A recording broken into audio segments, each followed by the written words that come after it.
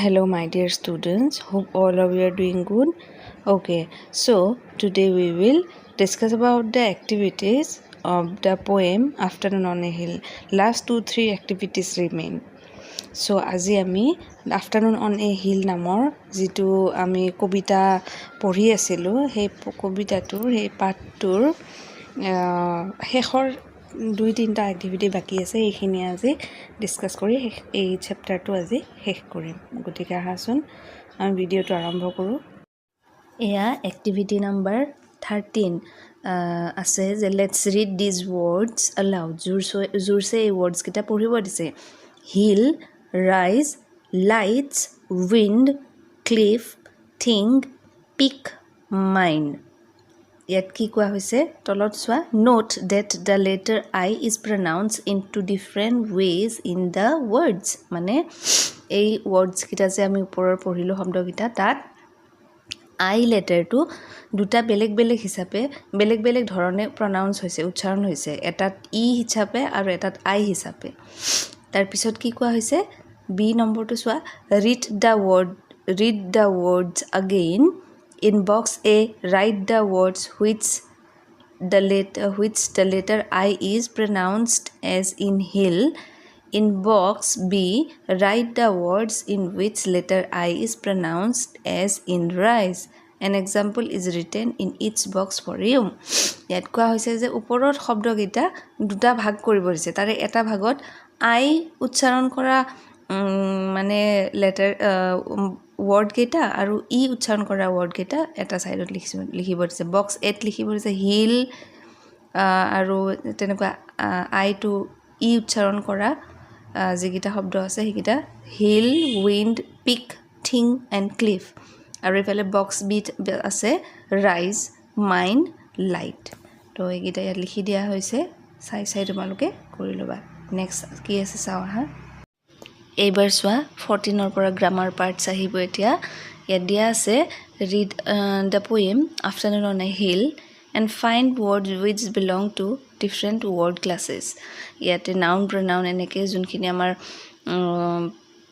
parts of speech আছে তাৰ কথা কোৱা হৈছে write them down in the spaces given below one word is provided as an example for each word class এটা চোৱা noun মানে কি naming word নাম বুজোৱা যোনবিলাক শব্দ তাক নাউন বুলি কোৱা হয় নেমিং ওয়াৰ্ড এটা দিয়া আছে হিল আৰু এটা আমি লিখিছো উইন্ড তাৰপিছত pronoun hall a word used instead of a noun মানে নাউন বা নামৰ জেগাত নামৰ ঠাইত আমি যি শব্দ ব্যৱহাৰ কৰিব পাৰো তাক আমি pronoun বুলি কওঁ এতিয়া pronoun হল I বা মই we বা আমি তাৰ পিছত চোৱা adjective মানে কি a word that describes a person or a thing মানে কিবা এটা যোনটো এটা মানুহ বা কিবা এটা বস্তুৰ কি বুজোৱা হয় দোষ গুণ বা সংখ্যা পৰিমাণ এইবোৰ বুজাবৰ কাৰণে আমি adjective ব্যৱহাৰ কৰো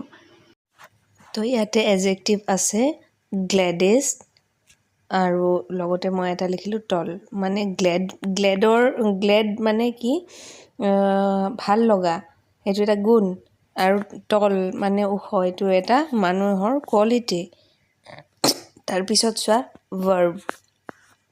verb মানে কি হল a word that expresses state or an action মানে কিবা এটা কৰা বুজালে এটো verb বুলি কোৱা হয় এটা verb আছে touch কৰা বা চোৱা নেক্সট আৰু এটা লিখিলো আমি ৰাইট বা লিখা তেনেকুৱা বহুত verb আছে যি লিখা তোমালোকৰ হিচাপত তোমালোকে লিখিব পাৰা নেক্সট 15a টু চোৱা কি দিয়া আছে read this line from the poemৰ পৰা এইটো শব্দ লাইনটো পঢ়িব দিছে I will be the gladdest thing the gladdest মানে কি হেতু কব ইয়াত চোৱা here the word gladdest is the superlative degree of the adjective glad the comparative degree of glad is gladder এতিয়া ইয়াত কোৱা হৈছে যে ডিগ্ৰী অফ এডজেক্টিভৰ কথা কৈছে মানে ডিগ্ৰী অফ এডজেক্টিভ মানে এটা বস্তুৰ কোৱালিটি আমি কোৱালিটি এটা জানিলো কিন্তু কোৱালিটিটো মানে কেনেকুৱা কি ধৰণৰ কোৱালিটি সেই কোৱালিটিটোৰ ডিগ্ৰী কিমান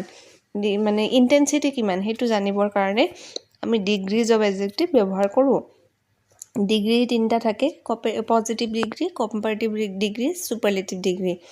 যেতিয়া এটা বস্তুৰ আমি তুলনা কৰোঁ, এটা বস্তুৰ কোৱালিটিৰ বিষয়ে যেতিয়া কওঁ তেতিয়া সেইটো হ'ব পজিটিভ ডিগ্ৰী।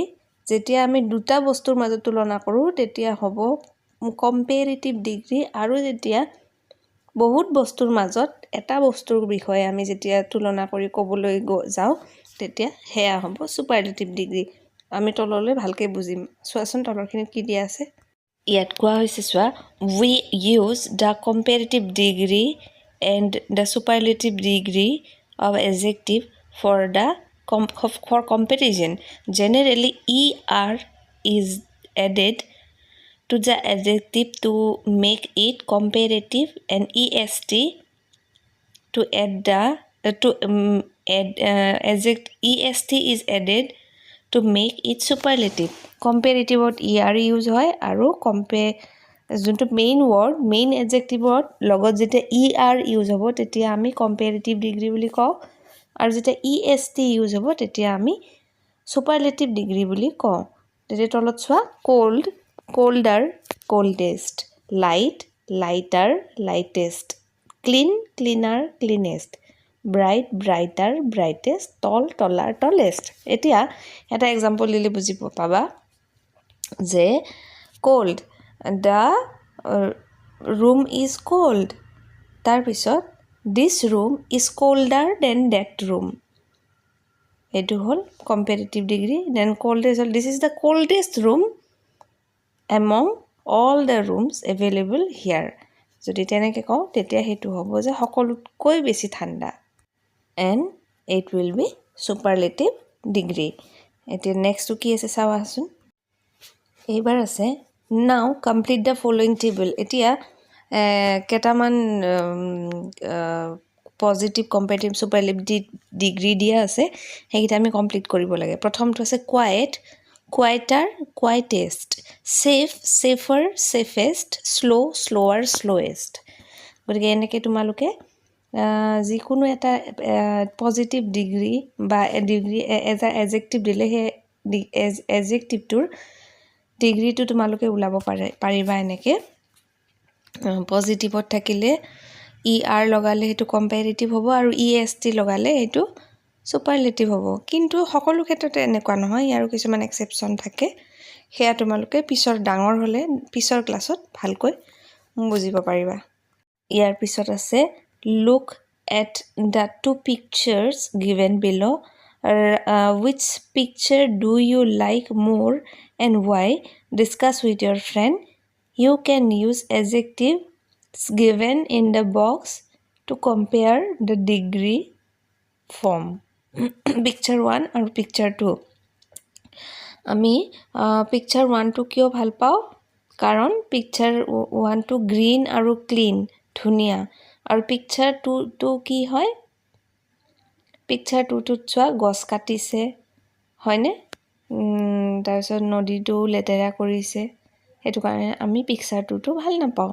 এতিয়া চোৱা, work with your friends and suggest some ways to protect nature. Nature কেনেকৈ প্ৰটেক্ট কৰিব পাৰি, মানে আমি পৰিৱেশ কেনেকৈ সংৰক্ষণ কৰিব পাৰোঁ তাৰ বিষয়ে তোমালোকে তোমালোকৰ ফ্ৰেণ্ডছৰ লগত আলোচনা কৰি লিখিবা। এতিয়া পৰিৱেশ সংৰক্ষণ কৰিবলৈ আমি কি কৰিব লাগিব? গছ বন কাটিব নালাগিব হয়নে? পিকচাৰটোত যেনেকৈ গছ বন কাটিছে তেনেকৈ গছ বন কাটিব নালাগিব হয়নে?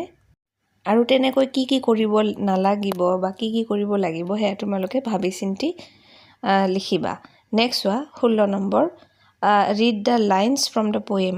আই will be the gladdest thing, I will touch 100 flowers, I will look at cliffs and clouds, I will mark which must be mine. When we talk about events or actions that will happen in future, we use will.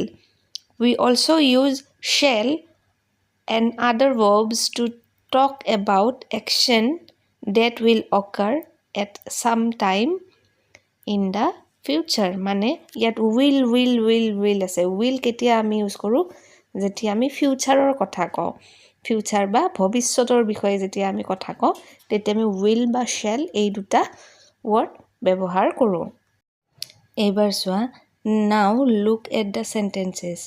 The poet goes to the hill in the afternoon. The poet touches the flower.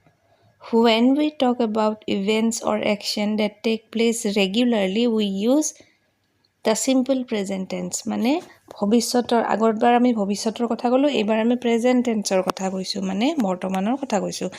যেতিয়া বৰ্তমানত কিবা এটা বস্তু সদায় হোৱাৰ বুজাওঁ, তেতিয়া আমি simple present tense ব্যৱহাৰ কৰোঁ। Now write down 2 sentences stating the activities that you will do tomorrow in the space given below. Use will or shall. এতিয়া will বা shall ব্যৱহাৰ কৰি আমি দুটা শব্দ ব্যৱহাৰ কৰোঁ, দুটা মানে বাক্য লিখিব লাগে যোনকেইটা আমি কালি কৰিম বা মানে ভৱিষ্যতলৈ কৰিম। প্ৰথমটো হ'ল I will go to school tomorrow. কাইলৈ মই বিদ্যালয়লৈ যাম।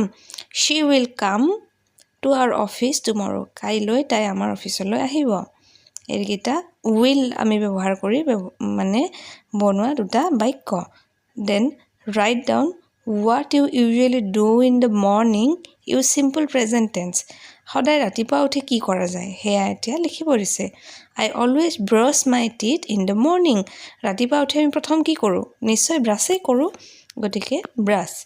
I prepare my books for school in the morning. আৰু লগতে কি কৰোঁ? বিদ্যালয়লৈ যাবলৈ আমি কিতাপ পত্ৰ ৰেডি কৰোঁ। তাৰপিছত চোৱা 17 number, listen to the announcement of an art competition made by your class teacher. As you listen, fill in the blanks with the information from the text. টেক্সটত এইকেইটা ইনফৰমেশ্যন আছে, এইখিনি আমি নেক্সট পঢ়িম। প্ৰথমতে এইকেইটা কৰি লওঁ আহা। Fill in the blanks. The art competition will be held on the occasion of World Environment Day.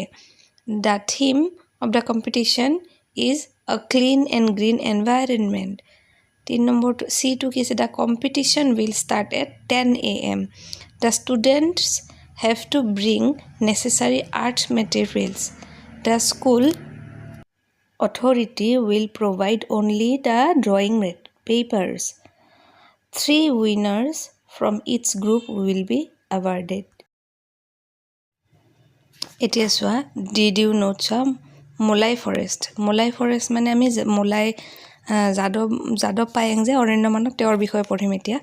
Molai forest is named after Yadav Molai Payeng, N environmental activist from Majuli. Yadav Payeng is known as the forest man of India. He planted various tree species on the barren sandbar, the Brahmaputra river. His work transformed the barren sandbar into a large forest. This forest is known as Mulai Forest. The forest is home to many wild animals, birds, etc. ইয়াত আমি আমাৰ মাজুলীৰ বিখ্যাত যাদৱ পায়েং ডাঙৰীয়াৰ অৰণ্যমানৱ যাদৱ পায়েং ডাঙৰীয়াৰ যিখন forest বা হাবি, সেই হাবিখনৰ কথা কোৱা হৈছে যে যাদৱ মোলাই পায়েং নামৰ সেই বিখ্যাত মহান ব্যক্তিগৰাকীয়ে ব্ৰহ্মপুত্ৰৰ বালিচৰত কৰিছিলে, গছ ৰুই অকলে এখন ডাঠ হাবি বা অৰণ্য তাত ৰোপণ কৰিছিলে বা অৰণ্যখন গঢ়ি তুলিছিলে। এতিয়া সেই অৰণ্যখন বহুত বেছি ৱাইল্ড লাইফৰ ঘৰ বা বহুত বেছি বন্য জীৱ জন্তুৰ বাসস্থান। গতিকে যাদৱ পায়েং ডাঙৰীয়াক আমি সদায় সন্মানৰ চকুৰে চাব লাগে। তেওঁ পদ্মশ্ৰী এৱাৰ্ড পোৱা এজন ব্যক্তি। নেক্সট হোৱা ট্ৰান্সক্ৰিপ্ট অফ লিচেনিং টেক্সট। এতিয়া নেক্সটটো চাবা কি লিখা আছে। Announcement of N art competition. On the occasion of World Environment Day, an art competition will be held on the school premises on June 5th. The theme of the competition is a clean and green environment. The competition will be held in 2 groups. Group A comprising class 1 to 5 and Group B comprising classes 6 to 8. The competition will start at 10 a.m. at the playground. The school authority will provide the drawing paper and the student have to bring necessary art materials. 3 winners from each group will be awarded. ইয়াতে এখন art competition বিদ্যালয়ত অনুষ্ঠিত কৰাৰ বিষয়ে কোৱা হৈছে যাৰ আমি মানে যোনখিনি ইয়াৰ আগত আমি যোনখিনি ফিল ইন দ্য ব্লেংকছ কৰিলোঁ তাৰে এই স্ক্ৰিপ্টৰ পৰা আমি তাৰ আগৰ ফিল ইন দ্য ব্লেংকছখিনি কৰিলোঁ গতিকে এয়াই আছিল প্ৰথম চেপ্টাৰ ক্লাছ 6ৰ প্ৰথম chapter afternoon on a hill নামৰ যিটো কবিতা সেই কবিতাটোৰ গোটেইখিনি এক্টিভিটি এইটো যেন মই তোমালোকক কৰাই দিলোঁ আৰু যদি ইয়াৰ বাহিৰেও কিবা জানিব লগা থাকে নিশ্চয় মোক সুধিবা বুলি আশা ৰাখিলোঁ আজিলৈ ইমানেই বাই বাই